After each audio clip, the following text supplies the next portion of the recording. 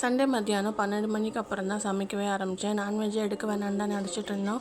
பசங்க இன்றைக்கி விரும்பி கேட்டனால சரி ஓகே எடுத்துகிட்டு வந்துடலான்னு பிளான் பண்ணி நாட்டுக்கோழி எடுத்துகிட்டு வந்தாச்சு. என்னோடய ஸ்டைலில் இன்றைக்கி சிம்பிளாக நாட்டுக்கோழி குழம்பு எப்படி பண்ணுறதுன்னு பார்த்துடலாமா.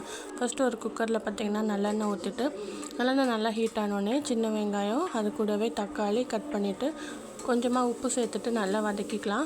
தக்காளி வெங்காயம் ரெண்டுமே பார்த்திங்கன்னா நல்லா மசிஞ்சு வெந்து வந்தோடனே இப்போ அடுப்பில் நாட்டுக்கோழி சேர்த்துக்கலாம். இது ரொம்பவே சிம்பிளாக இருக்கும். பேச்சுலர்ஸ் கூட ரொம்ப ஈஸியாக செஞ்சிடலாம்.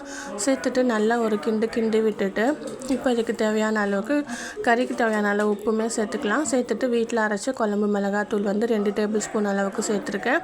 சேர்த்துட்டு ஒரு தடவை நல்லா கிளறி விட்டுட்டு தேவையான அளவுக்கு தண்ணி ஊற்றிட்டு குக்கரை மூடி வச்சு ஒரு 4 விசில் வேக வச்சு இறக்குனிங்கன்னா சூப்பரான குழம்பு ரெடி ஆயிடும். இது கூட நீங்கள் தேங்காய் அரைச்சி விடுறதா இருந்தால் ஊற்றலாம், இல்லை அப்படியேவும் சர்வ் பண்ணலாம். ரொம்ப டேஸ்ட்டாக இருக்கும். நான் இன்றைக்கி தேங்காய், சீரகம், சோம்பு 3ஐயுமே பார்த்திங்கன்னா அரைச்சி குழம்புல ஊற்றிட்டேன். டேஸ்ட் பார்த்திங்கன்னா ரொம்பவே சூப்பராக இருக்கும். ட்ரை பண்ணி பாருங்கள்.